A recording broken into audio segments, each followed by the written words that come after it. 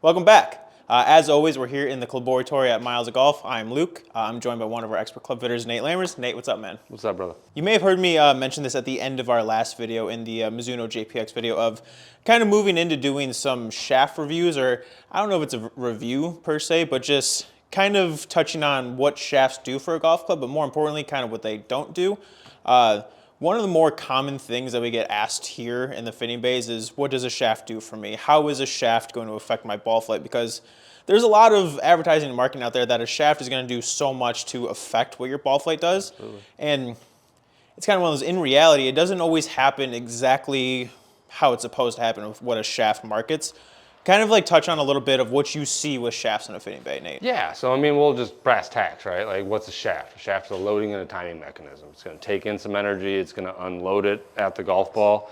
How it unloads is the ultimate question, right? Yep. So just because a shaft is supposed to go high or supposed to be soft doesn't mean it's actually going to add spin or add launch. Depends on how it unleashes, how it unloads. So there are times if you are a deliberate golfer, meaning you have a quick tempo and you load a shaft hard, when it's softer, if it doesn't unload, you are going to launch it lower and it's going to cause a different effect than what you were initially intended to have happen. So the goal is you still have to do trial and error to see what unloads properly, and then once you find the one that unloads properly, you're probably making better contact, the ball's probably hitting the window that you want, and the spin conditions are probably going to be a little more consistent. Yep. You kind of said it there about a shaft timing up. Something I've heard, it was, I believe Sean said in here one time, that when you're looking at like the golf club as like almost like a car, the head is the engine, yep. The shaft is the transmission. Good way of thinking of it. Right? Yeah, the head's going to produce the speed, is going to produce the initial conditions. A shaft is there to kind of fine tune those. And then after that, it's coming, if it is timing properly, you're going to see a tighter dispersion as well. Sometimes you can have 3 different profiles that all do a similar thing because you know how to time each one of them up. The hope is that what these companies have done is they've done a good enough job that you can see slight differences to one's preference. And then what we're hitting Ventus Velocore, what they've done very well is each shaft has a very similar tip section. Yep. So your feel is very consistent. The midsection is really what's going to help dictate ball flight.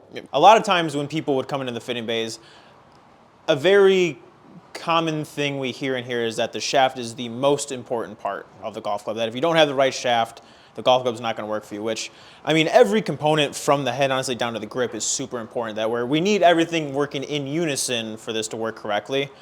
What is your kind of perspective on that, of like one thing being more important than another? So the head is most important because if we have the incorrect head, it doesn't matter what shaft you throw in it, right? So like say you're a player that swings 3 degrees up on it, we produce a high launch angle regardless, and I hand you a 12-degree driver, doesn't matter how low launching a shaft profile is, it's never going to overcome the deficiency of the head. Yep.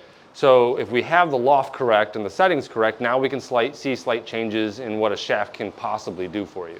And then it's minute. So, we might see 100 RPMs here, 200 RPMs there, and a half degree to a degree of launch. It's not going to be, hey, you know what, we're going to put this shaft in there, you're going to gain 25 yards with the exact same head. That just doesn't happen. Yep.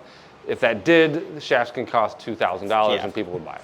Exactly. Today we're going to be doing all of our testing with the original line of Ventus from Fujikura, of the Ventus Blue, the Ventus Red, and the Ventus Black.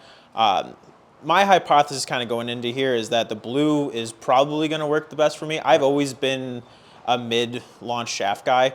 It's just always talking timing. That's always what has timed up best with my swing of how I want a shaft to load. But I'm going to be very curious to see, again, what launch, the window each of these launch in, and then kind of corresponding spin to see how tight it's going to keep.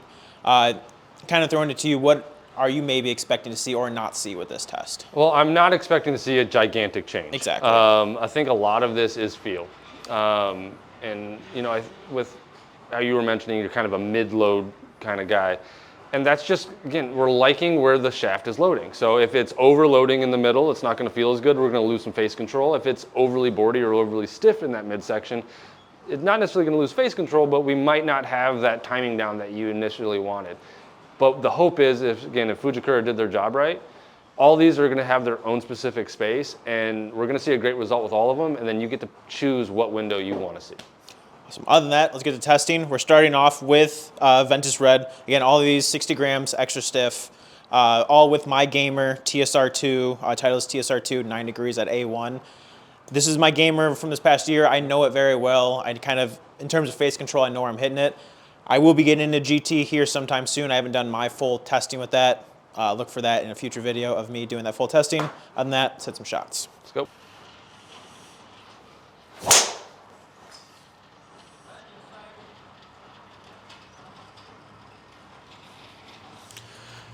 That one felt pretty good.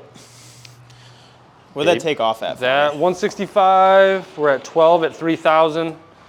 I'm typically a little bit of a higher spin player, I should say, where like I like to see it. Sure. Like that was, I felt a little low on the face. Me seeing 3,000, I've said that in previous videos. I don't mind that number at all. No, it's not. I mean, again, we're land angle's a little steep, but in terms of the ball flight that it created, not unhappy with it. Love it.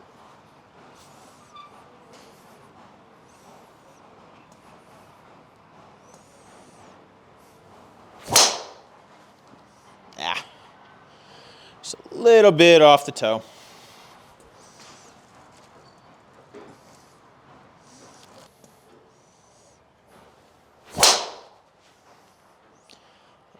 That felt about as good as a driver. Idealistic. Kind of feel.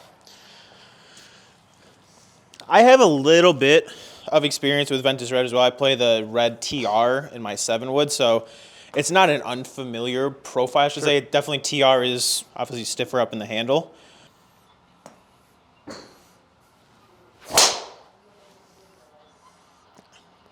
Definitely caught that one a little lower on the face. Definitely didn't see the uptick in spin, though. That's good. I mean, that was still, we're at 14 at 24. Oh, wow. That actually turned out a lot better than I thought it felt then. That was great. What number, how many shots was that? That's 4. Let's do one more.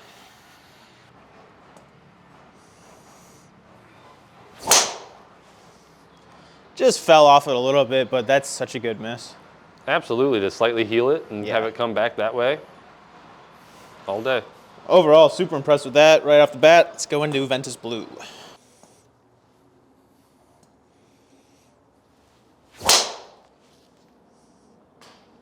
You just tugged it a little bit. Ball speed was good, contact was good, just little shut face, that's it. And that's my miss right there. So that's not uncommon for me to see. Just kind of got a little ahead of it. Yeah.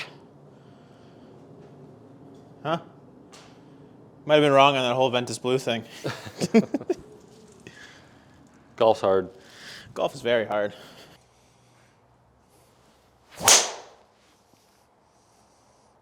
It's a better swing. Definitely a little bit spinny. Little heely. Yeah. Fairway find. I don't mind finding those. There we go. Yeah. Let's check out Ventus Black. That's going to work best today. Going into Ventus Black, this is one that I don't have like preconceived notions on, but I've tested Ventus Black, I've tested TR Black before. It's just never meshed with me well. Never felt right. Exactly. The only low profile I've ever played in a driver is Hazardous Yellow. And I think just because it was counterbalanced, it for some reason just didn't feel that same as any of those other low shafts I've played. But I also hit Ventus Red better than I just hit Ventus Blue in terms of what I saw. I don't know exactly what the numbers say, so I'm open for it.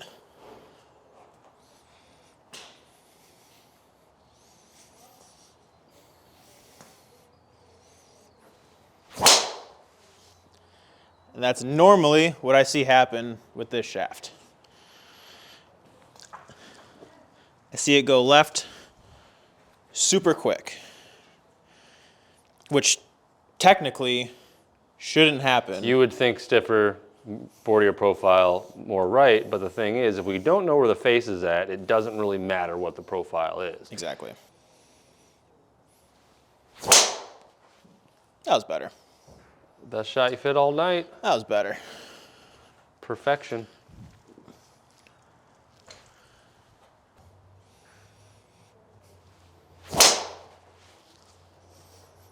2 in a row.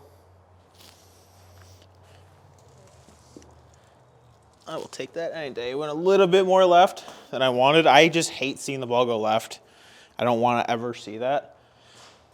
But that felt really good. Yeah. It just wants to start left for me, man. Again, that is my miss, but I'm not used to seeing that. Yeah, I mean the 2 of the 4 just pretty much straight tugs, but it's your most consistent of the 3 so far.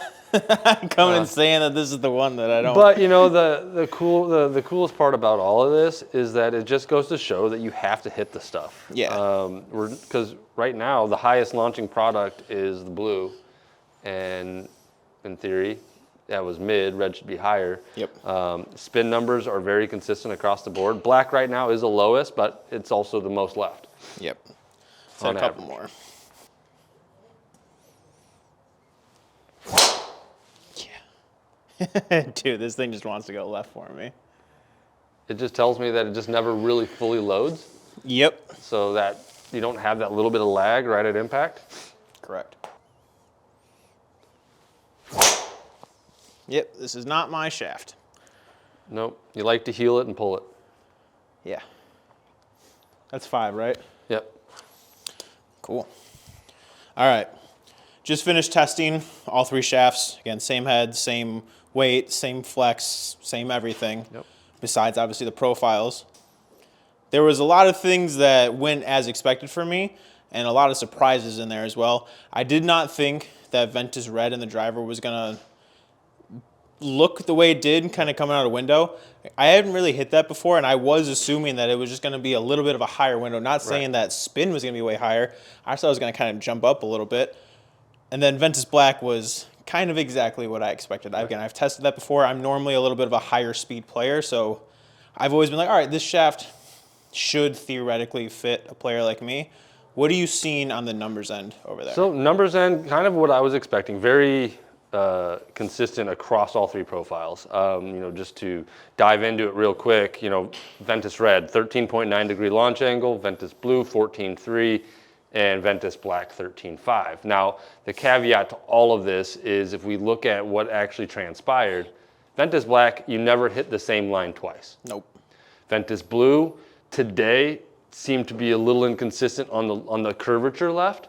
And then when we go to red, this is kind of the surprising part. Yes, we had your tendency, which is still to miss left, but your starting point was on target more often. The curvature was down. And even though we saw a slightly higher spin rate, it's not because of shaft, I can say. I can actually say it's because of the line you took. Okay. If the ball's gonna miss left, spin's gonna go down. Yep. And right now, the one that was most on target was the Ventus Red, which is the highest spinning shaft by 100 RPMs over black, black being the most left. Blue, the most curved to the right. Actually, I'd take back my previous statement, is the highest spinning because you curved it more to the right. Ventus Red, most consistent, 2,500 RPMs a spin.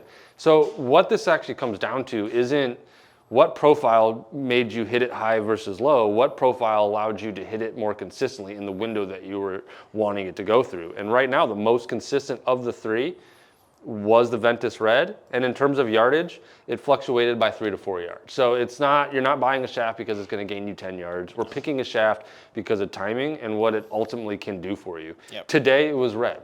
Tomorrow it could be blue. I think what we can both agree on is Ventus Black is a little harder for you to time directionally. Yeah. The one thing I will say, it was your best contact. Which, right? So exactly. What we're doing is we're splitting hairs, and that's the job of a fitting, is we're trying to find out and vet as much as we can to figure out on a shot-to-shot basis what is going to produce the best result the most often. Not just the one shot that went 320 and the one shot that went 280. Yeah. It's what is getting you to your average the most often. And that deviation, based on what we saw today, Ventus Red would lower your score, Ventus Black would raise it. Yep. It was, as we're kind of talking numbers, what was each spin rate on average for me? Yeah, so Ventus Red on a 5-shot sample was 24.77. Ventus Blue, 25.65. Ventus Black at 22.96. And I think the only reason Ventus Black is that low is that left miss. Like you said, Right. that club face is coming in a little bit more shut. Again, that is my miss. We saw other ones miss left, Right. but that one more often than not, I'm closing it down, going left. It's just not going to spin. It's not the shaft on a good shot taking it from 2,900 to 22, so I'm gaining 5 yards. It's not what's happening at all. That lower in spin is actually hurting me because then it's going left, and then with that low spin, it's just running more left. Well, it's also starting left. Like, it's your highest spin axis tilt, right? So Yeah. we're at 8.8 spin axis tilt, but also your launch direction is 2 degrees left of target. So it's left upon left. And then, Ventus Red launch direction was 0.4 degrees right with a curvature of 6.6 left. Yes. And so we're noticing that we're able to get it online there, so that's a more playable shot. Ventus Blue, same thing, 1.5 degrees left with your smallest spin axis left, but also you had your two biggest curvatures to the right. Yeah. So we have to look at the totality of everything, not just the average. And it comes down to the consistency of that number. Right now, Ventus Blue plus or minus 16.5 degrees of spin axis tilt. Right, we don't know what's happening right there. No. Ventus Black plus or minus 11.6. Got a little bit better, but everything started a little more left. And then Ventus Red plus or minus 8.4. So again, it just got tighter and it just got tighter with that softer profile. Is it just today? Maybe. But what we're able to at least see is that shaft isn't the end all be all, but hitting them is very, very important. Yep. What we just saw with spin axis becoming tighter and tighter with each of these shafts going from black down to red goes to show a lot of times in the fitting bays when I was explaining to people what each component of the club does for us. And it's not, we just saw, it's not like a 100% that this is what happens, but your club head normally dictates up and down with loft. Yep. Shaft, if everything's working right, is going to help bring your left and right bias a little bit more center. Correct. It's timing it up to make sure that you're getting squaring it up as much as possible. Right. It doesn't shock me that red worked as well. I mean, it did and it didn't. I didn't expect it to work the best out of all three of these, but I've always been someone that likes to feel a shaft load. Right. A lot of people, they hate that, especially people that kind of swing at the speed that I do, where they want to feel like a telephone pole up in their hands. I like to feel that shaft kind of bend a little bit for me, which makes sense why in this test right here, the one that bends the most, I should say, and that worked the best. Yeah, in theory, I mean, the one that loaded the most, you had the most control of the club face. Yeah. Right? So the club face and the club head are still dictating launch and spin. What can happen is if a shaft is doing it correctly, you're just going to see those launch and spin numbers happen more often and not have the biggest deviation from high and low. So really you're picking what can happen most consistently to help improve scores. But if you have a 9-degree head, you're going to produce 2,500 spin. You're going to produce 13 to 14 degrees of launch, and then the rest of it is how often can we hit the shot that we want. Well, other than that, that was a lot of fun kind of seeing. This is a series that I've wanted to start for a while because it is probably one of the most common questions we get in here of like, what does shaft do for me? I'm excited to kind of take this into each shaft manufacturer and really see what these profiles do and again, don't do. As always, everybody, thanks for watching. It's really cool seeing people watch these videos. Leave a comment below of other stuff you might want to see here in the future. But other than that, I'm Luke. I'm Nate. See you guys.